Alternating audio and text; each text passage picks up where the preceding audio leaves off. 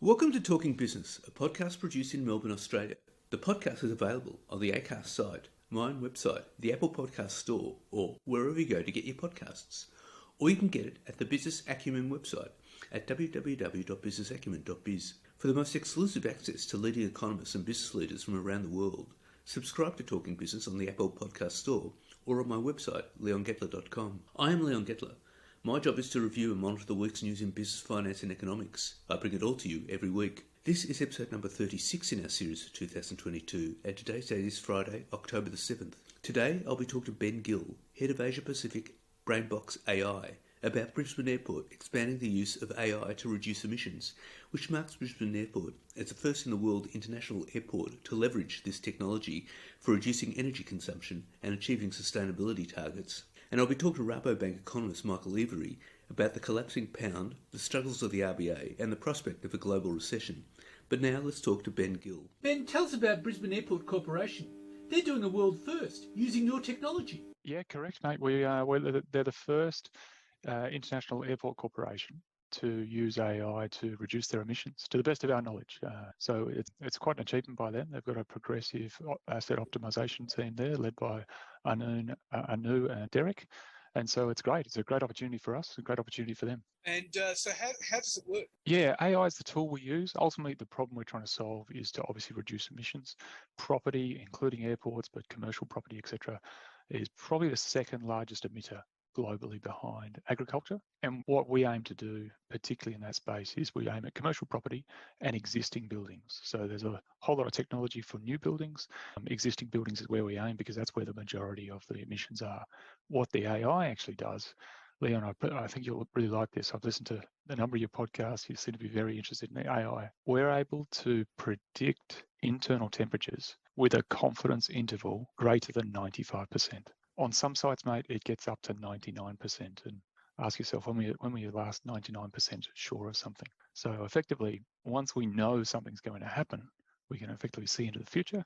And that means we can start turning things off, down, up, or sideways. So without any human intervention, the AI will actually go ahead and make changes to the HVAC, to your air conditioning and heating in the building. And ultimately, it can do it smarter and quicker than what we can as humans. So what sort of decreases in heating, air conditioning and ventilation systems would there be? Yeah, so we can see anywhere between 5% up to 25%. It really depends on the type of building, the climate that they're in, the operational conditions.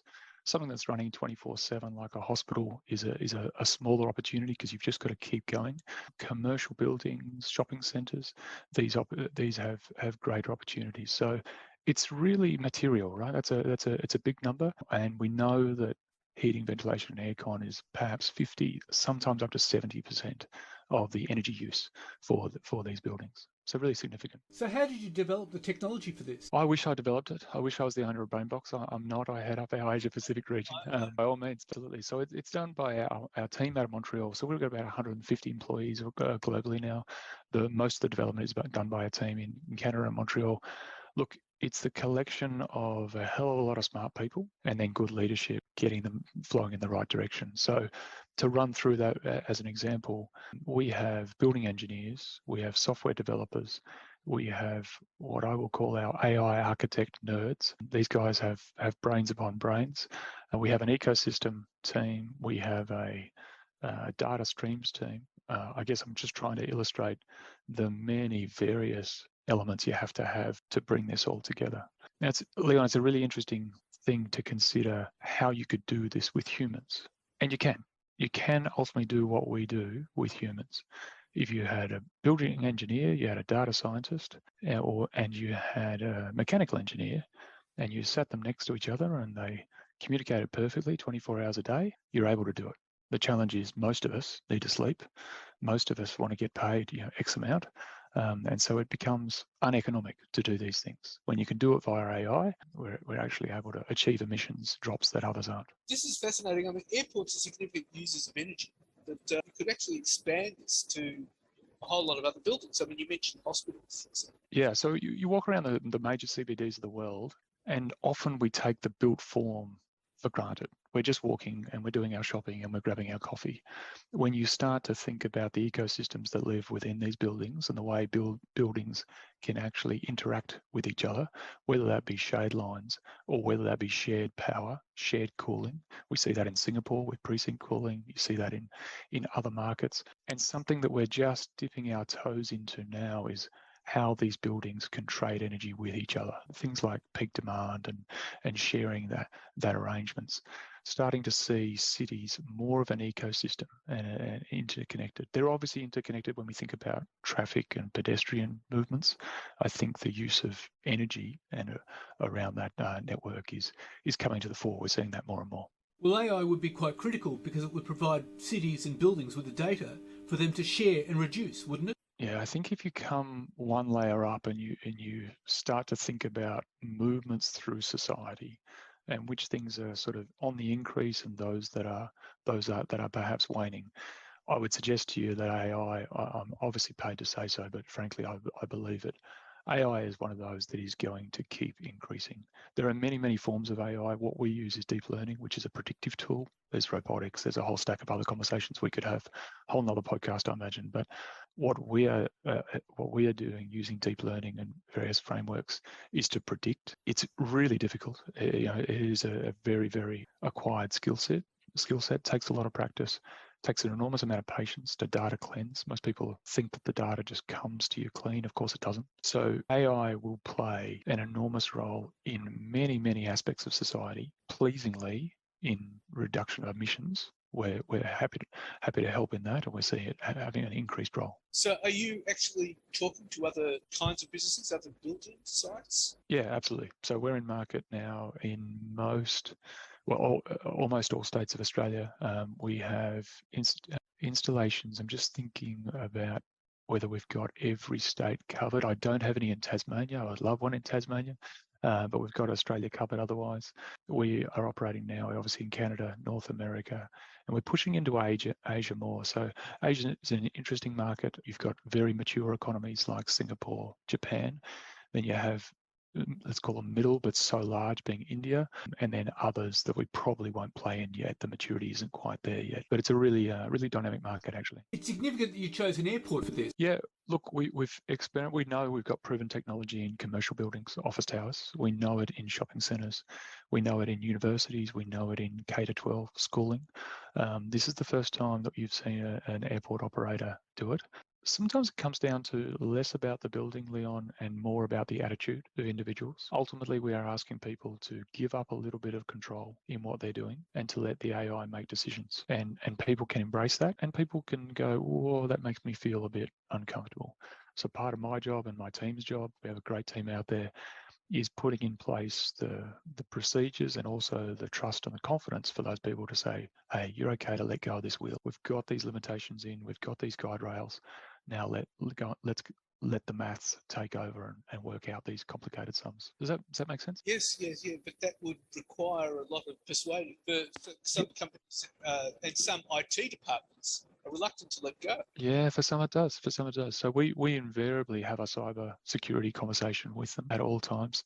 Even if the customer doesn't prompt it, we prompt it because we want to be assured and we want to assure them that we encrypt all our data at all times. And in fact, we've given buildings up and not gone into buildings because the technology isn't right. We can't guarantee the cyber, so we go hands off. It's not never, it's just not now because these things have to happen. So that's an important part of our process. And I would suggest that most landlords out there would be appreciative of that. What's interesting here is to what extent do you let them control the data and the algorithms and everything like that?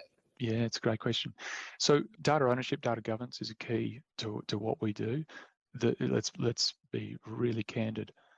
The building owner's data is the building owner's data, and it remains theirs forever. That's important. The aspect that is probably slightly misunderstood is what data looks like. I like to think about it as water, right? And by that I mean it's often dirty. It needs filtering. It needs sanitization. It certainly needs plumbing. You need to have storage for it. And we spend a lot of our time at what I would call the very high end, top of the pyramid AI stuff. And as you go down the pyramid, the amount of work that you have to do to get that data sanitized and ready and mapped and tagged is actually enormous. So part of our role is sort of, I guess, acting as a Sherpa with the client to go, hey, you've got all this data, let's plug into it, let's understand it, but now let's put it in a format in which it can be used by ourselves or in fact others, for the future. Ben, thank you very much for your time. That's fantastic. Anytime, Leon. We'd love to chat further. Thanks, mate. And now let's talk to Rabobank economist Michael Every. Tell us about the pound. It's collapsed to a record low and coincides with probably Liz Truss's polling ratings. Yeah, well, let me just pat myself on the back a little bit here, if I may. All year, I've been repeating the same message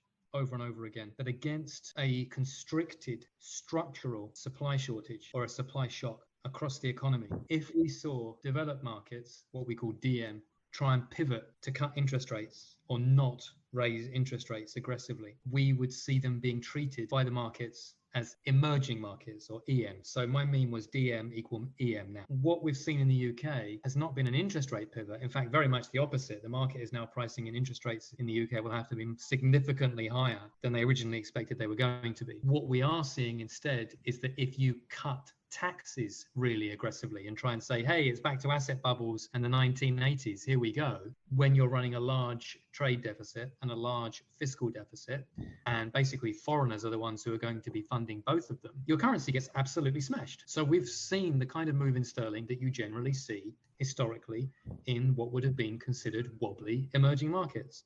We're seeing the kind of macroeconomic policies you would have in rather fantastical wobbly emerging markets. And I don't want anyone for a second to think this is a UK specific problem relating just to Liz Truss or just to Brexit or just to this energy crisis. It does, of course, reflect all of those. But frankly, this can happen to any one of us amongst developed markets. In fact, I'd say Australia is riding for a fall too, the way that the RBA is acting. But it completely underlines what a different world we're in now and how so many of our policymakers in what are quote unquote DM are acting and are being punished as if they were in quote unquote EM. So they're acting as like emerging markets. Well, the market is punishing them as if they are. Look, the emerging markets are generally defined by a certain GDP per capita income threshold. And of course, you're talking about, the UK here, which by no definition fits into that. But if you look at issues of inequality, which have been building up for a generation or two, if you look at over-reliance on asset bubbles rather than actual productive growth and investment, if you look at that trade position, as I was referring to,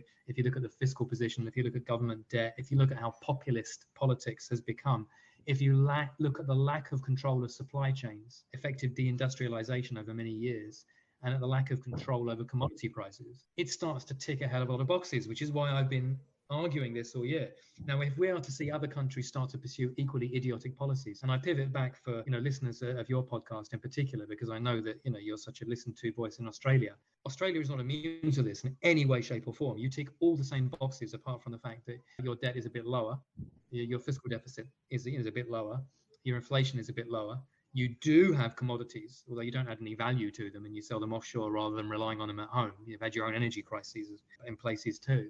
But if you get the RBA coming along and starting to say to everyone, well, don't worry, rates have nearly peaked at 2.5% because housing market, welcome to the emerging market club. You too have special magical vested interests you can't touch to keep special magical wealthy people wealthy on paper only, and all macroeconomic stability and sense out the window, because it's far more important to save those vested interests. And if that's the route you're going to go, you will see the Aussie dollar with a 5 handle. And you will see much higher rates, because rates are going to continue to march higher anyway, globally. And as in the UK, they will be forced higher by the collapse in the currency. But rates are rising right around the world now. Central banks are doing they are, absolutely. But if you listen to the rhetoric, one of the banks that frankly gets it the least, that has the least idea about what's going on, that is least hawkish and is most dovish and is doing everything it can to talk down expectations that there's an aggressive hiking cycle, while also pledging to do whatever it takes, quote unquote, is the RBA, who have, all the current market credibility of a chocolate teapot. So if they're going to continue down that route, rather than learning the lesson from the UK here, the lesson from the Riksbank, which at a 100 basis point hike, even the ECB doing 75, If they're talking about, well, we're going to shift back to 25 basis point steps soon, as if we're in a 25 basis point monetary policy environment globally, when the rumor was America was going to do 100 this month and it's definitely going to do another 75 again, yeah, then you're going to have a 5 handle on the Aussie dollar, and then you're going to have much higher imported inflation because you don't make anything. You import almost everything. So that would mean the RBA would have to keep pace with all the other rate rises around the world. Welcome to the real world, RBA. Welcome to the real world. They don't want to accept that they're not in control of it. They will never publicly come out and say, we are being taken for a ride here by what's going on structurally in the global economy. That's what I was telling all my clients when I was down in Australia in August. If you think the RBA is in control of this, you're on something. But if that is what is going to be the global backdrop, and for now, that is absolutely the global backdrop, they are delusional if they think that they can call a peak, because that's what suits Sydney or Melbourne housing prices. Can't happen, won't happen. Okay, so they'll have to keep raising rates in keeping with the rest of the world to support the dollar. They'll have to. And I mean, I think deep down inside they know it, but they know if they say it, you're going to get even more of a panic in the housing market. But I don't see how that can be avoided. Look, the UK is every bit as addicted to property as Australia. This is someone who grew up there. It's just as much of a religion there as it is in Oz. They're now talking about the BOE, or the market this morning, right now, as I'm talking to you. So afternoon Australia time, late afternoon Asia time too. They're looking at a 5.75% peak in the Bank of England base rate, much higher than it was previously, 5.75. And they're expecting some of that might have to come in a surprise emergency intermeeting hike, maybe of as much of 100 basis points. If that is not a warning to you and to any government thinking we can just basically paper over the cracks being caused by high inflation and being caused by structural shortages in energy supply, which we didn't foresee coming and we're now caught short in regards to, if they think they can just bail everybody out as we did in 2008 with lower rates, lower yields, QE, make everything good, kick the can down the road, financial engineering, they've got another thing coming. That's not how the real world works. And we're seeing that playing out now in real time in the UK. So basically the real world is caught up with all the central banks, isn't it? Yeah. I mean, the real world cannot be manipulated magically by interest rates. That doesn't mean if America doesn't do something on interest rates, it doesn't flow back and affect the real world. For example, with America continuing to hike rates so aggressively and everyone else being forced to follow, you are now seeing commodity prices come down sharply, right? Which again is negative to the Aussie dollar. That's part of what they want to achieve, which is again what I was telling clients in August. Because if they do that, pipeline inflation pressures ease. So does Aussie growth. So does the Aussie dollar, which is inflationary for you. But that's the only mechanism by which it works. You can't make everybody good. For example, you can't bail out everyone because energy prices have gone up. If you don't have energy, right, you are literally borrowing or printing money to give people electronic money to continue purchasing things as usual, to pretend they are as wealthy as they used to be when the price of energy has gone up tenfold. Well, what's your view of Liz Truss's tax cuts? I don't want to kind of be overly directly political in terms of picking a side here, right? I genuinely admire the fact that they're saying we need to be radical. I think everyone needs to be radical right now, which is one of the reasons why the RBA is wrong. And I do genuinely think that they're right to say that we need new thinking.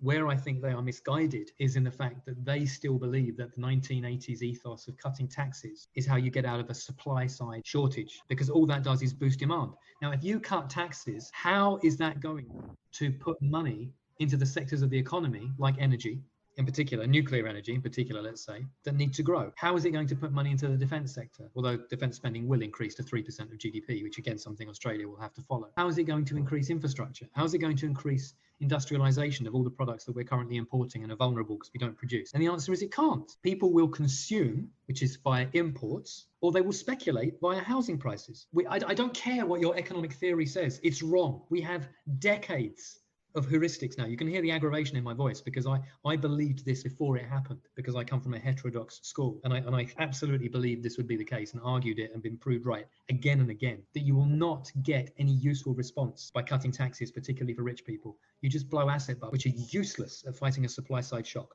because they just create the wrong kind of supply, i.e. housing or equities, and they do nothing in terms of actually bringing down inflation. They exacerbate it, if anything. Completely the wrong response to the problem. It's almost a return to Reaganomics. It is, but this isn't, and we do have a Cold War and we have a hot war. Right. But, Russia has just mobilized.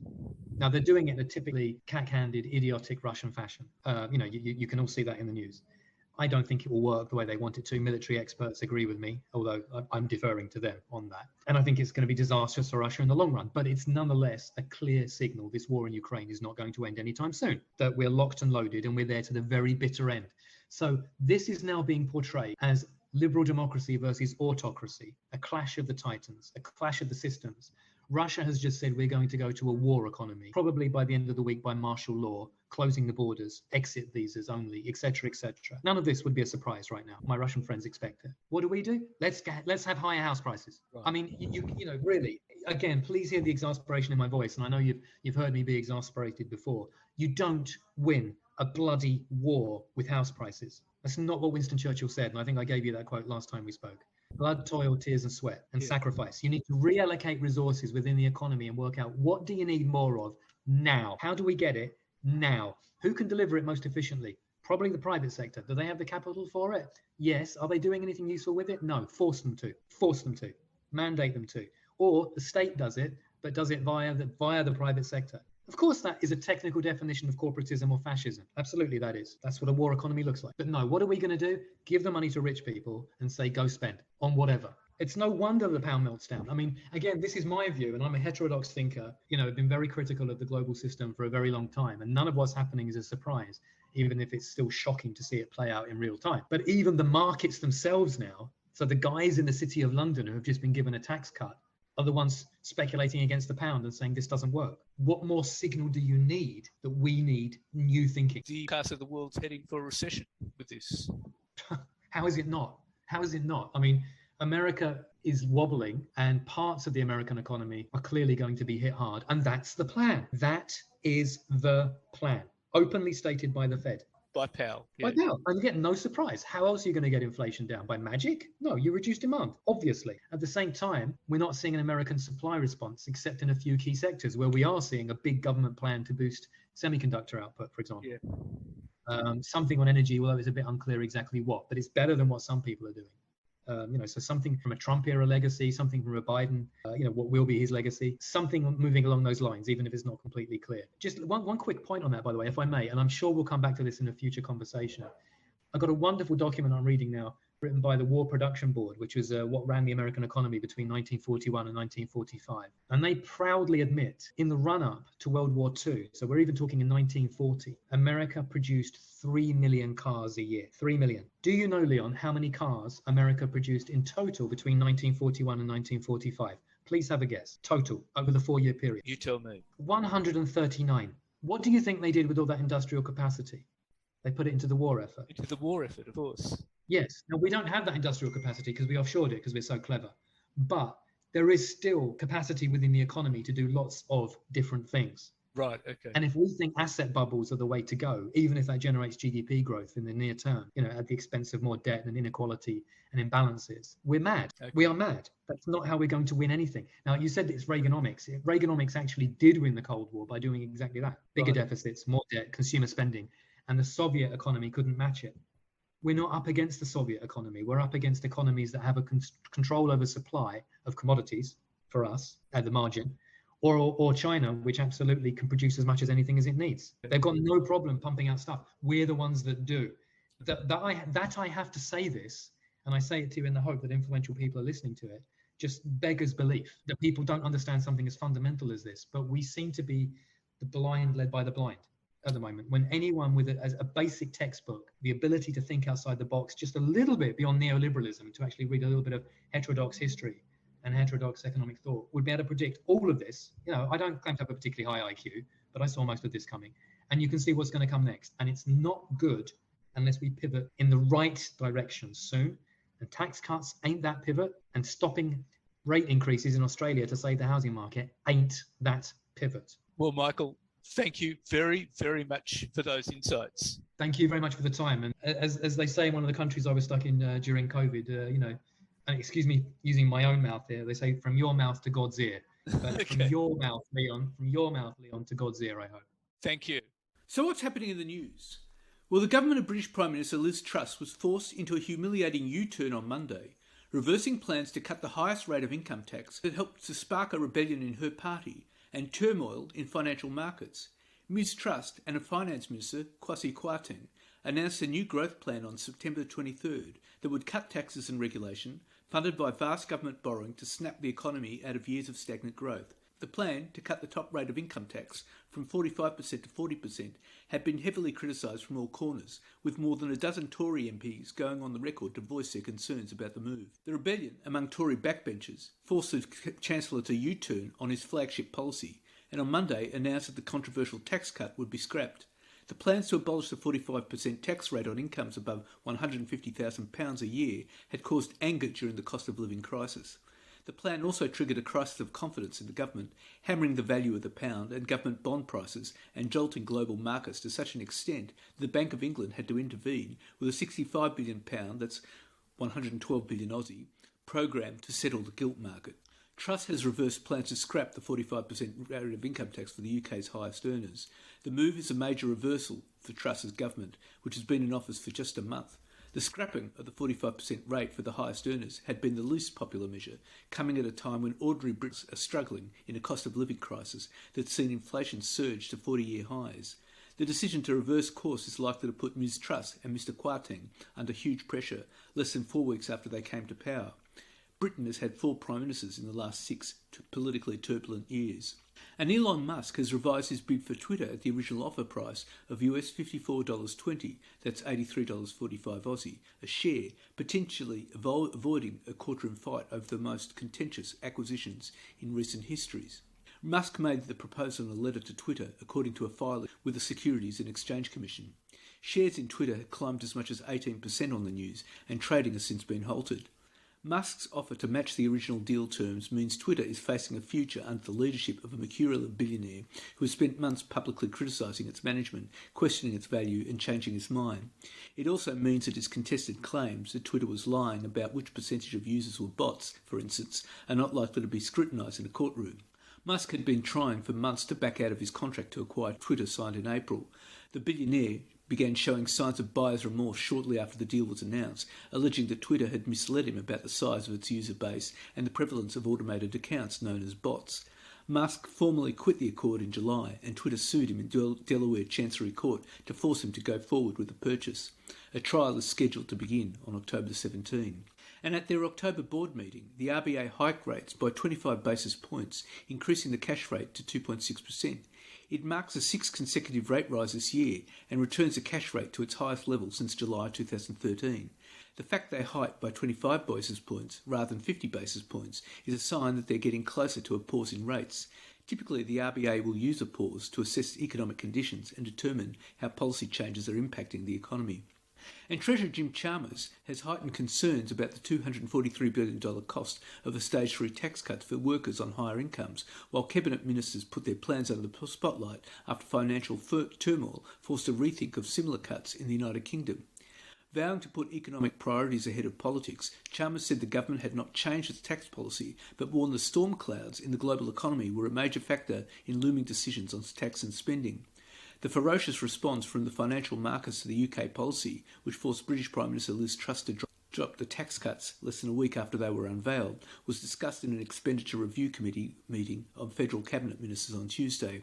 It is not irrelevant to us because it is a cautionary tale about what can happen if you get your policy settings out of whack in a way that does not suit the economic conditions, and particularly the global economic conditions, Chalmers said. There's no consensus in federal cabinet on whether to change the stage tax cuts because Labor voted for them in 2021 and promised to keep them when it campaigned at this year's election. But the shock to the British government has strengthened the case within cabinet to reconsider the package.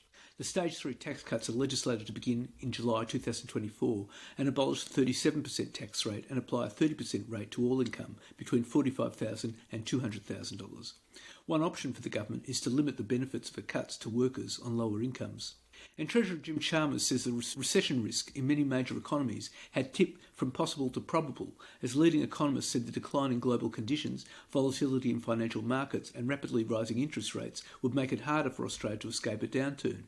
Economists said a recession was now a plausible scenario, especially if the Reserve Bank of Australia raises too far. Australia's central bank had already raised the cash rate from 0.1% to 2.35% since May, as it tries to rein in inflation spurred by global factors and a booming jobs market and persistent spending at home. And tensions between Optus and the Albanese government have deepened in the wake of the telco's massive data breach, with Labor accused the company's leadership of not cooperating over lost Medicare and Centrelink information. At least 2.1 million personal identification details, including 150,000 passport and 50,000 Medicare numbers, have been stolen in the Optus data hack. The federal government has accused telco Singtel, Optus, of dragging its feet on providing full details of users whose data was compromised in a data breach, which the telco reported on the 22nd of September. Government Services Minister Bill Shorten told a media conference in Melbourne on Sunday morning that a request on the 27th of September had sought more details about the Medicare and Centrelink data that had been leaked in the data breach. More than a week after Optus revealed 9.8 million customers had their personal information stolen through historic failure by the government, Government Services Minister Bill Shorten said requests for help by Services Australia had gone unanswered. After first asking Optus to cooperate by supplying the information last Tuesday, Mr Shorten and Home Affairs Minister Claire O'Neill said the request was yet to be met, limiting help for Australians needing new Medicare and concession cards. Optus rejected the criticism, saying it was seeking advice regarding customers whose documents had since expired. The leak of more than 10,000 individuals' details as part of an attempt to ransom Optus included more than 3,200 driver's licences, 151 overseas passports, 110 passports, 55 Medicare cards, 55 proof of age cards, 41 photo cards and 31 learners' driver's licences. Optus has revealed more than 37,000 Medicare numbers were exposed in the data breach. About 15,000 are active. Last week, Optus buckled to Prime Minister Anthony Albanese's demand to cover the cost of new passports, adding to the company's mounting costs after it agreed to reimburse people for replacement driver's licence. Ms O'Neill, who has rejected the company's claim that the breach was a sophisticated cyber attack, said Optus should communicate clearly to the government and their customers about exactly what information had been taken. She said emails to 10,200 people whose data was posted online was insufficient. The group has been advised to urgently update their information.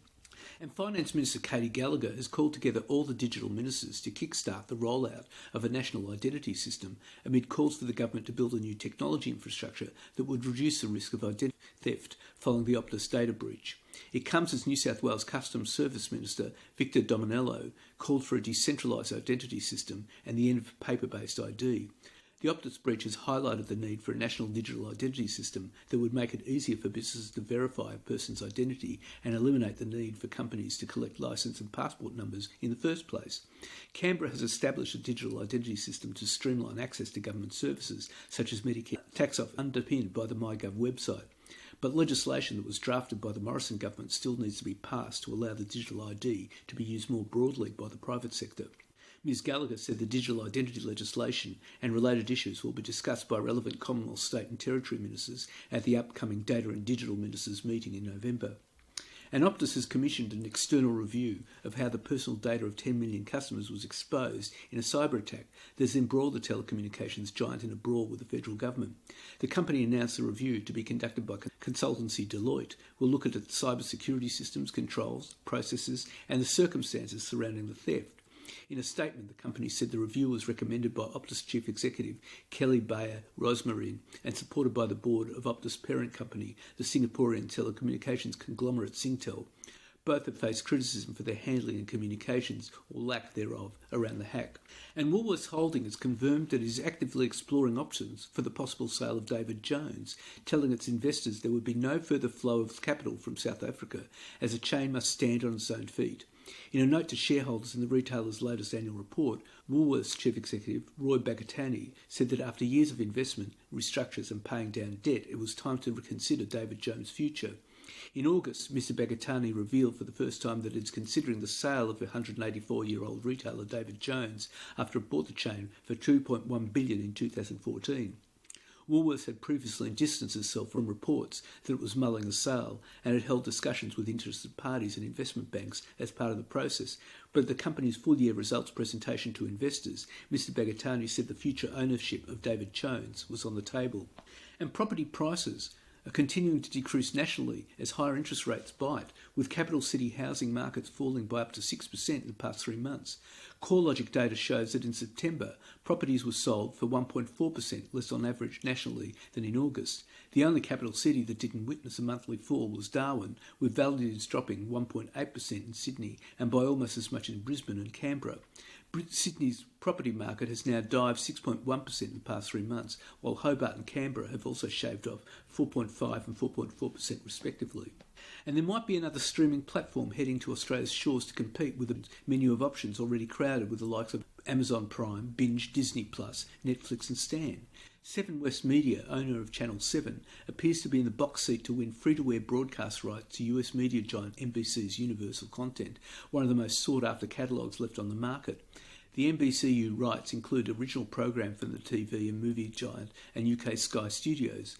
It is believed to be the biggest catalogue in this market in terms of volume, which includes fan favourites like Law & Order, The Office, Parks and Recreation, Brooklyn 99 and Downton Avenue. As part of the negotiations, Seven is believed to be seeking the option to launch NBCU's streaming platform called Peacock as a commercial partner. The potential result would ratchet up the competition between Seven and Nine Entertainment Holdings, which currently holds the NBCU rights across free-to-air, Channel 9 and subscription-based streaming platform Stan. And Latitude Financial Services and Harvey Norman are being sued by the corporate regulator over advertisements that promoted no-deposit, interest-free payment methods, which allegedly didn't disclose that customers could only use that payment method if they applied for and used a Latitude Go MasterCard. The Australian Securities Investments Commission alleges that these ads from January 2020 to August 2021 were misleading because they did not disclose these terms. Asic also alleges the true cost of using the Latitude Go MasterCard was misrepresented as establishment fees and account service fees were not adequately disclosed. Asic said customers who signed up for Latitude Go MasterCard between March 16, 2021 and August 2021 and used the 60-month interest-free payment method were liable for $537 in fees on top of the purchase amount. Asic seeks declarations, pecuniary penalties, injunctions and other orders against Latitude and Harvey Norman. A first court date is yet to be set. And Penfolds and Wolf Blass, owner of Treasury Wine Estates, says about 45% of consumers are looking for more health-conscious options in wine, and it will accelerate its push into lower alcohol and no alcohol wine. The company said it is part of a global trend that shows no sign of stopping, and the under 35-year-old age group is leading the moderation charge. Treasury Wines said on Tuesday it aimed to be a global leader in low alcohol and no alcohol wine, and it was investing heavily in technology and systems to make it taste better. The flagship wines in the group's portfolio in this segment are a lower alcohol version of its mature brand called Mature Lighter, and a no alcohol version of Wolf Blass called Wolf Blass Zero. It also introduced a lower alcohol version of its Squealing Pig brand. Research showed the conscious consumer segment was continuing to grow around the world, with almost half of consumers looking for more health-conscious options. And that's it for this week. And next week I'll be talking to Oleg Vornik, CEO of Drone Shield, a company that has created local, high-tech jobs, creating a pathway for grads to get into complex engineering, AI, sensor fusion, and building advanced technologies in the form of counter-drone systems right out of Sydney. These protect everything from critical infrastructure to sporting events to airports and more. And I'll be talking to ComSec Chief Economist Craig James about what's ahead in the market next week. In the meantime, you catch me on Facebook, Twitter, Instagram, LinkedIn and YouTube. And if you want, leave a comment. For the most exclusive access to leading economists and business leaders from around the world, subscribe to Talking Business on the Apple Podcast Store or on my website, leongettler.com. Wishing you all a safe and